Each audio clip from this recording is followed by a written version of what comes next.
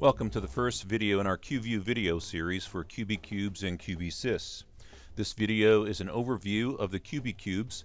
QB Cubes are a cube for business intelligence data presented in an OLAP cube for rapid data analysis and very easy reporting.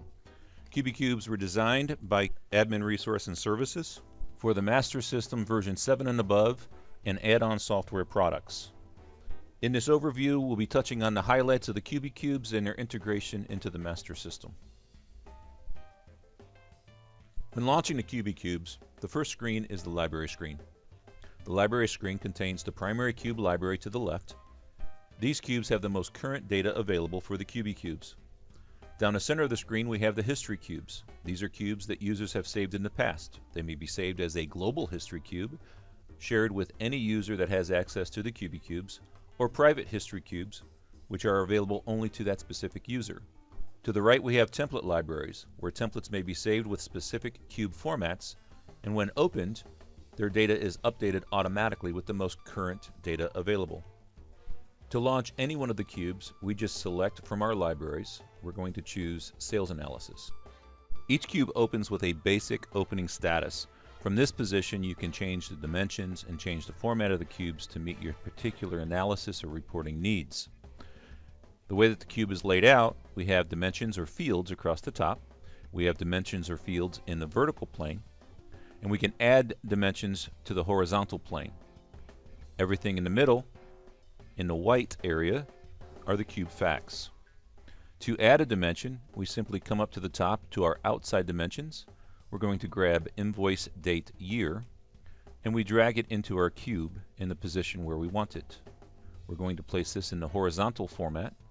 And with this particular sales analysis cubes, we have sales from the very beginning of system use.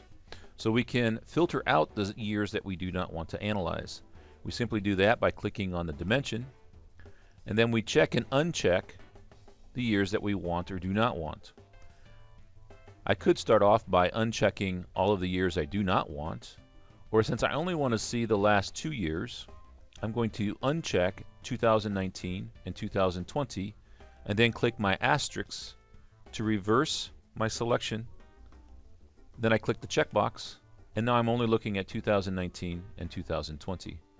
I don't really need the totals over here to the right, so to get rid of the totals, I right-click on my dimension and turn my totals off. I also see I have totals on my customers. I don't really need totals there, so I'm going to right-click on my customer dimension and turn my totals off. Now I'm looking at all of my total sales, cost, and gross profit for 2019 and 2020 for all of my customers. In this particular cube, I only want to see my pricing. I don't need to see gross profit and extended cost. So my facts can be adjusted in the upper left-hand corner. I'm going to click on the facts and uncheck extended cost and gross profit, leaving just my extended price. I click the checkbox, and now I'm looking at strictly total sales, extended price for every invoice processed in 2019 and 2020. I may want a customer ranking report at this point. So if I want to see a customer ranking report for 2019, I can just click my sort button at the very top, and now my cube is sorted by 2019. And if I want to see how it's changed for 2020, I click the sort button again, and my cube is sorted for 2020. If I want to get my original sort back, I just turn my sorts off, and I'm back to my original cube. I may want to bring my salesperson into the cube. I see I have a salesperson name in my outside dimensions, so I just grab that name and drag that name into my vertical, and now the cube is adjusted for the salesperson name. If I want to sort by salesperson name, I just grab that dimension and move it to the left in front of my customer number, and now I'm seeing it sorted by customer or salesperson. If I'm looking at the customer name and the customer number, I probably don't need both, so I can just grab the customer number, bring it up to the outside dimensions, let it go, and I remove customer number from my cube. If I want to bring product type in, I can just grab my product type dimension and bring it into the cube in my vertical. Looks like I have a lot of blank product types. To get rid of those blanks, I just open up my product types, uncheck the blank, click my checkbox, and now I'm looking at my product types. I have a 3-tier sales analysis here, and maybe I want to see it stretched across by years. And so now I can stretch it across by years. I may want to bring it back down, and I may want to do it by product type instead of salesperson, and I just move my dimensions accordingly. I may like the way that this cube looks, so I may want to save it as a cube. When I save it as a cube, I have the option at this point to save it as a global cube or save it as a private cube. I just enter my name and then click global cube or click private cube, and my cube will be saved. And once my cube is saved, I get a confirmation that the cube was saved, and I click OK.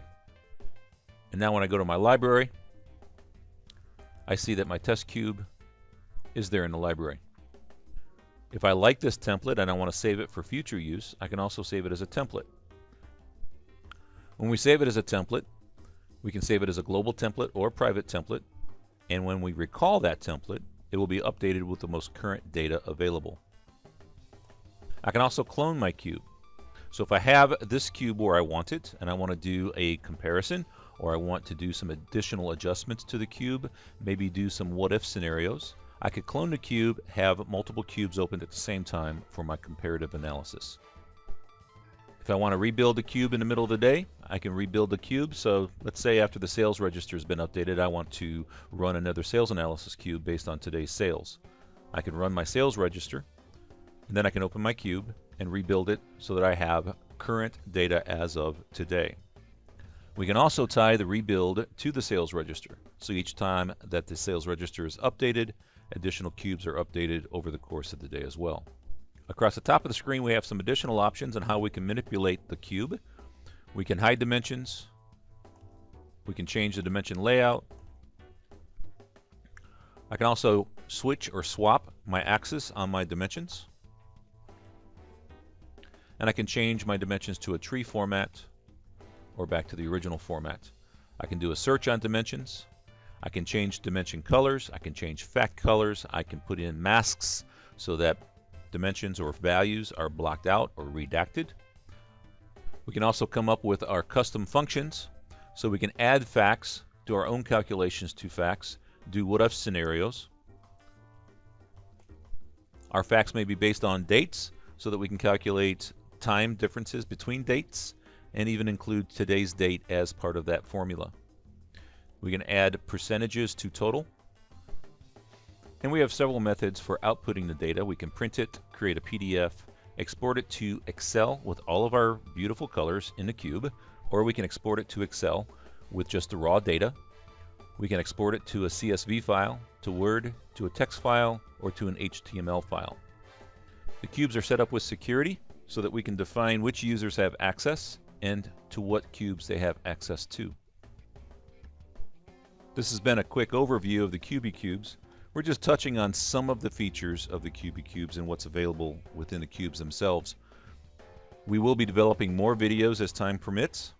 To find more videos, look for our links at our website, adminresourceandservices.com, or you can check our QView YouTube channel.